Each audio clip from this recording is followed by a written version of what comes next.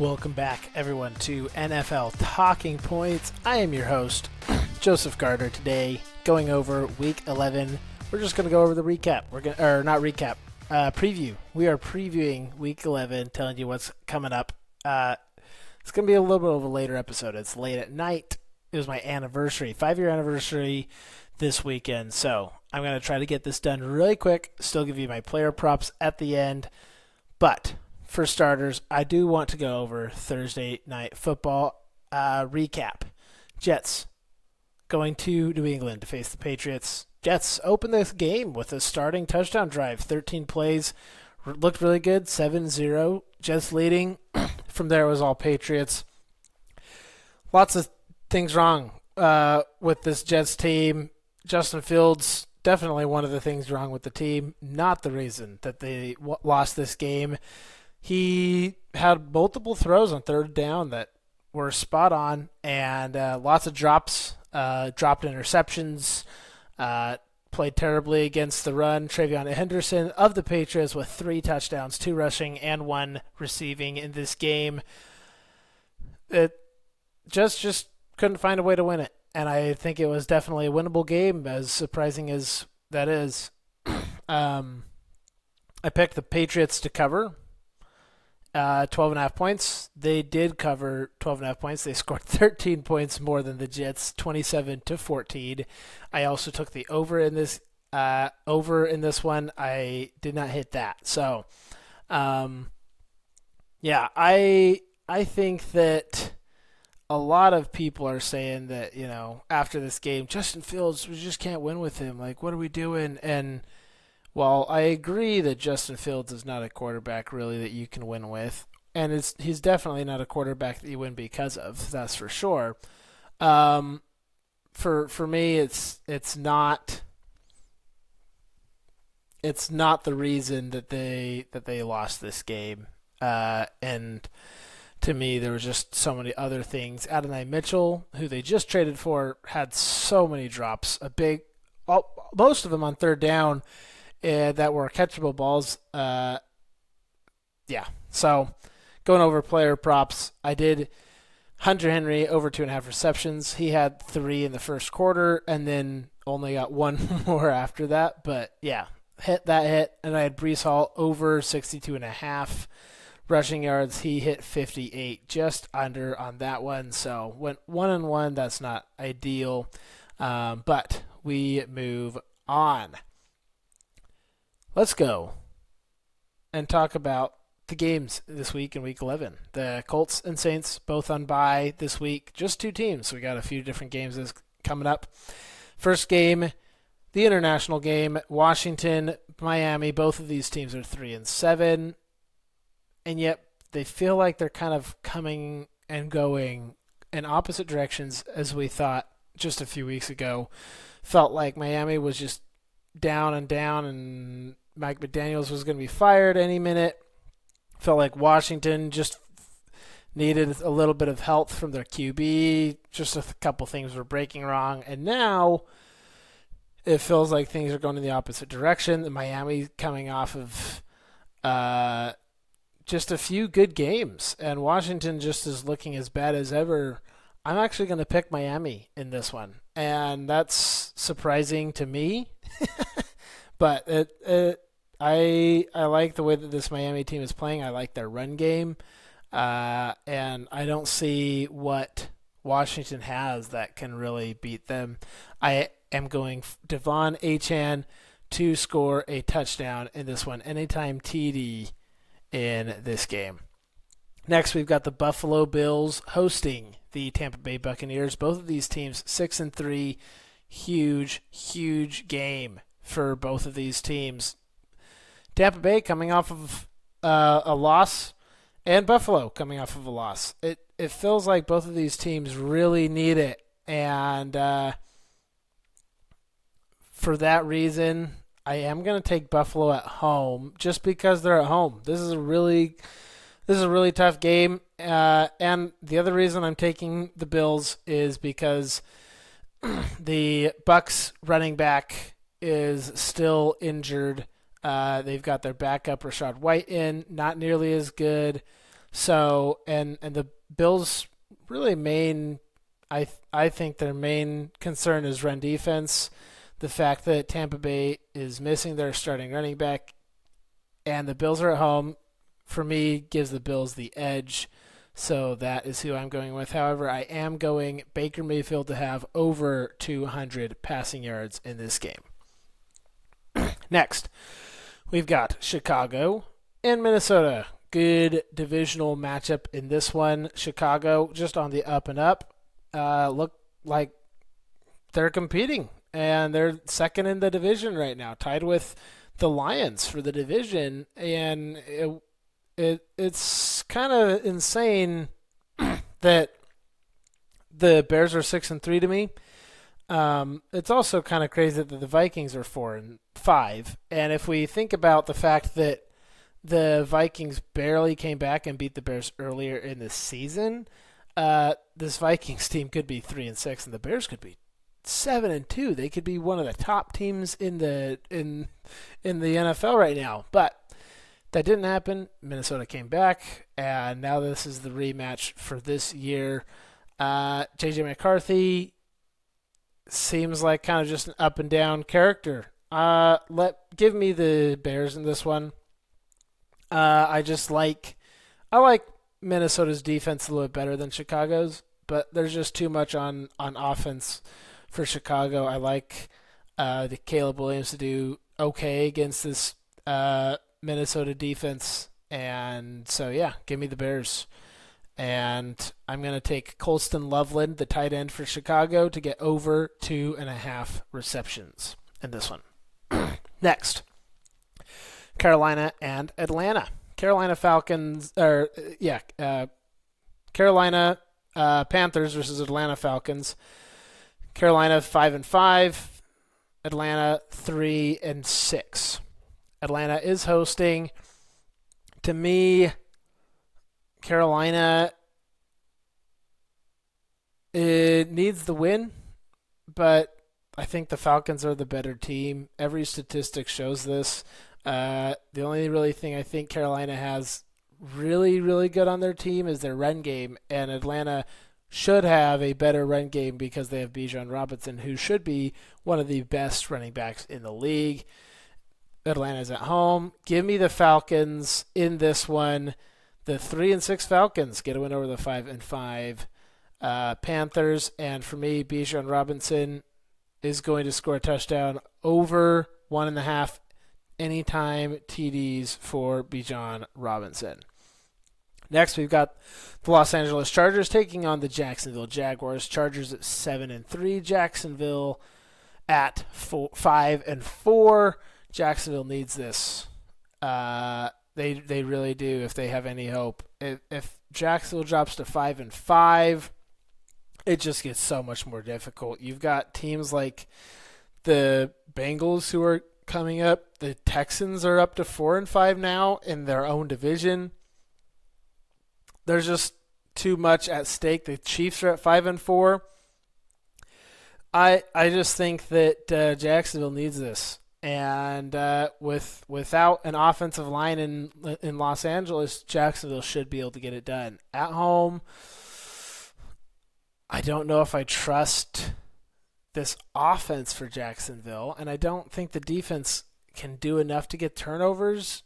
I don't know about this one. After saying all that, I am going to take Jacksonville, though.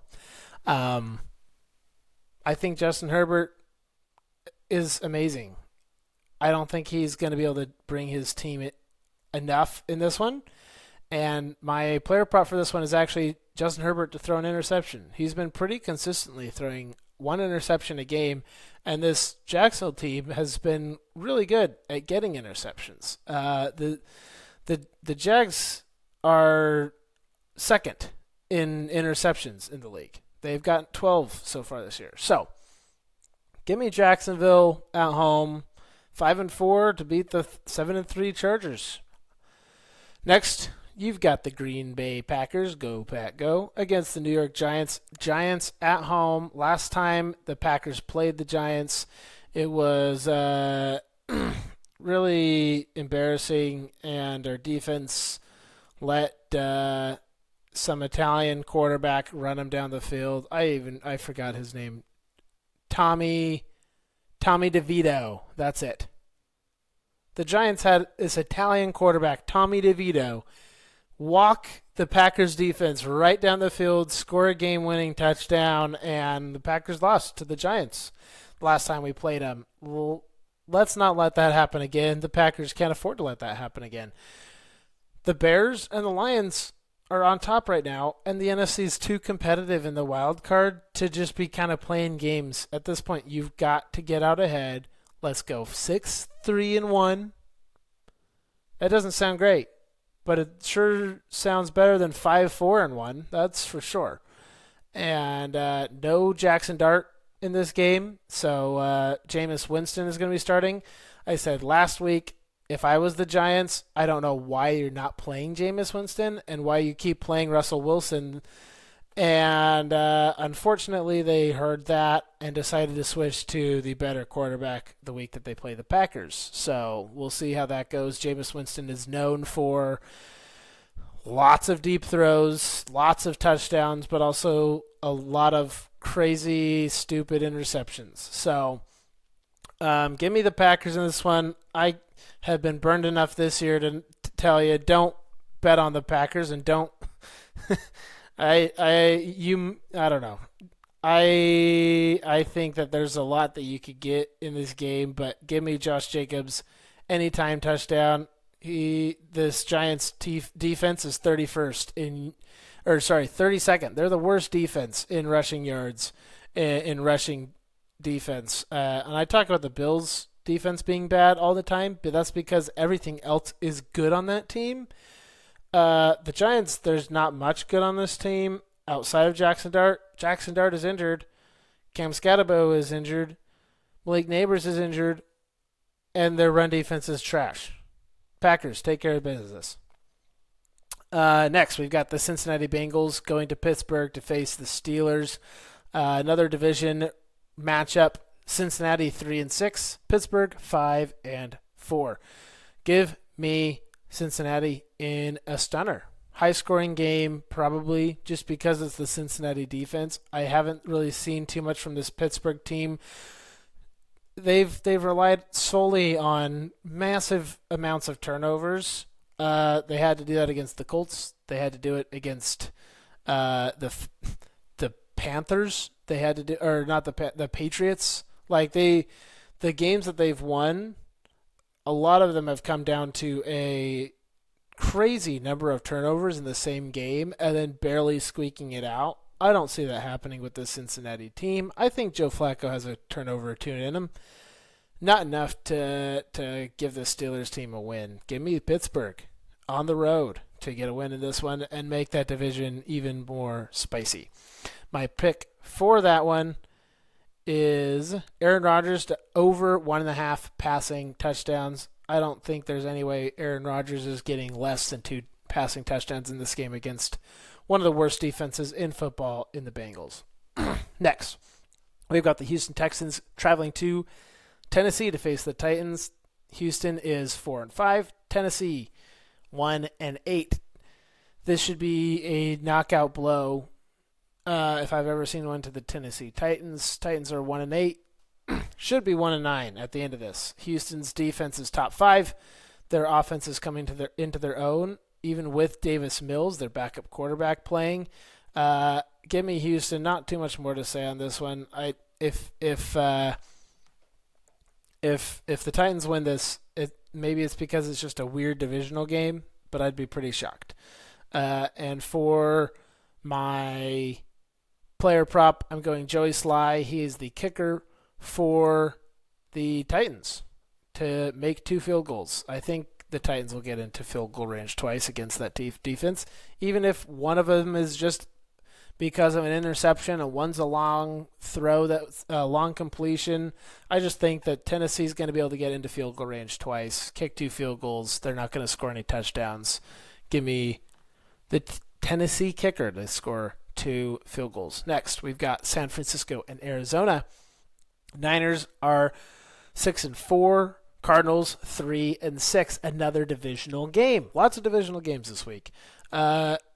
Cardinals have the injury with Kyler Murray, so they are again starting Jacoby Brissett.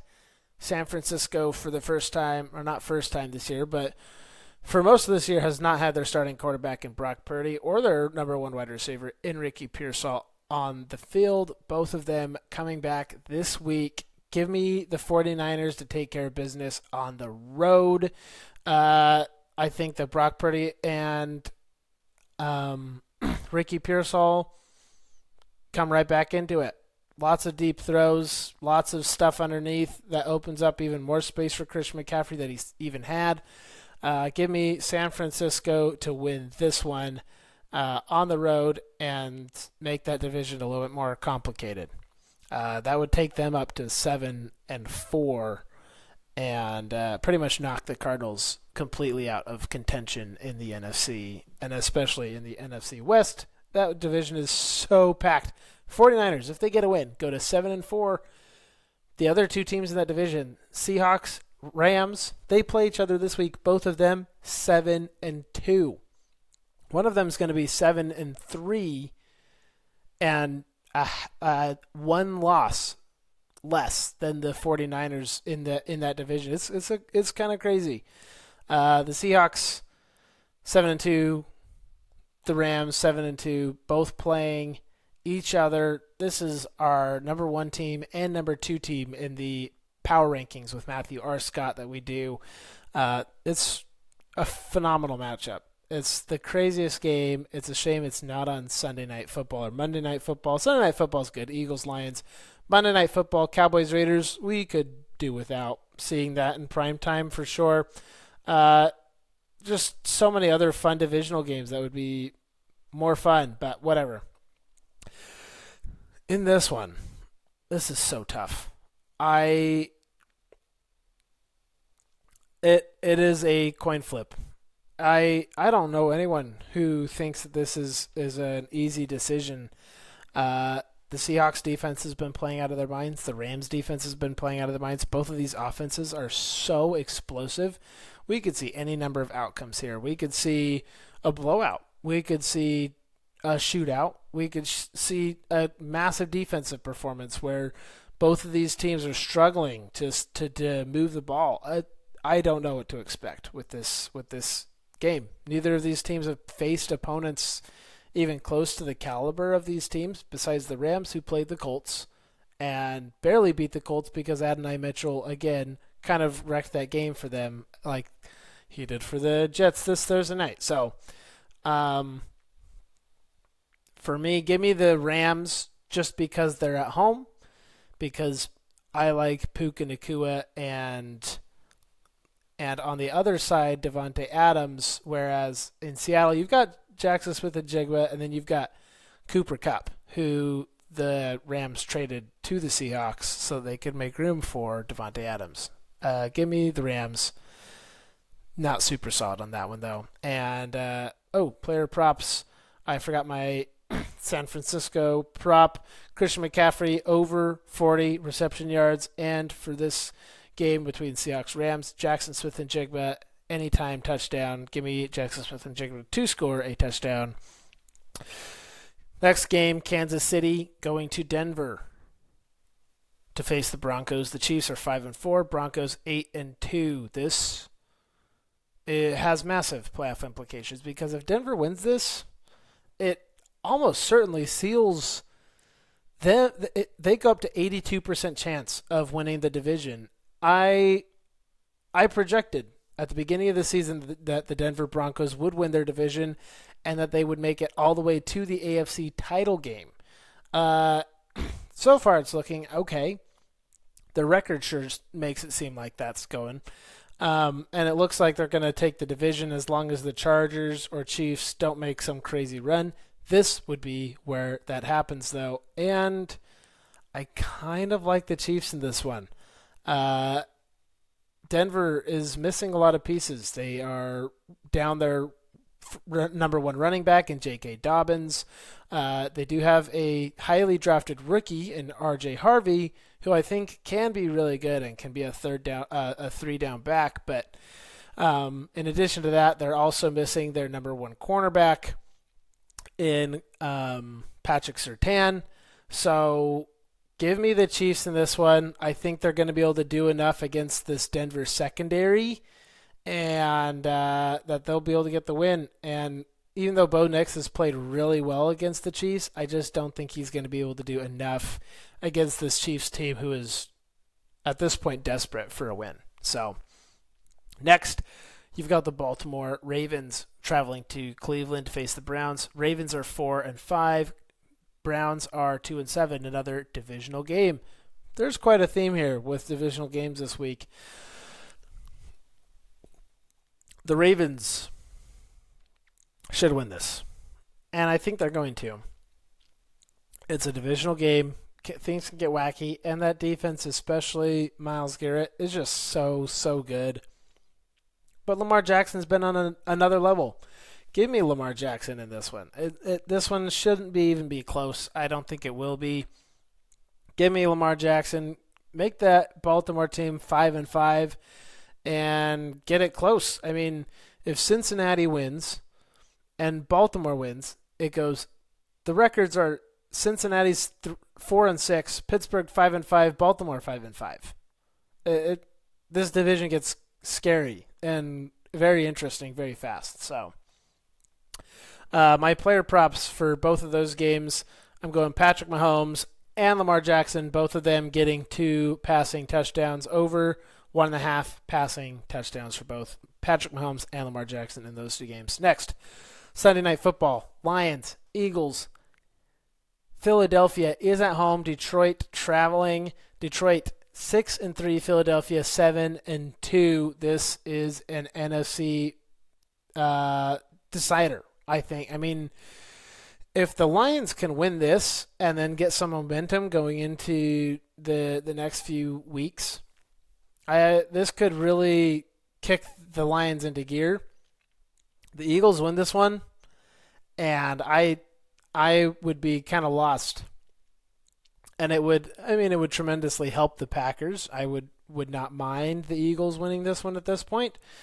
I don't think the Eagles are going to win, even at home. Give me the Lions in this one. Their offense has just been explosive. I don't think they're going to have the same struggles as the Packers did against this Eagles team. They can run the ball. Their offensive line is playing better, and because of that, they'll be able to exploit this Eagles defense, I think, tremendously. And I don't think the Eagles have the will or the firepower to be able to match. Of course, they have A.J. Brown and Devontae Smith, but that's not good enough when your coach just wants to run and your quarterback is Jalen Hurts. Sorry. Give me the Lions. And for my player prop in this one, I'm going to go Jalen Hurts over 35.5 longest completion. So give me at least one completed deep ball to A.J. Brown or Devontae Smith. I think that with this Detroit depleted secondary, I think that's absolutely possible. So give me Jalen Hurts over 35.5 longest completion. Lastly, Monday Night Football, Cowboys, Raiders. Cowboys are 3-5-1. Raiders are 2-7. Give me the Cowboys.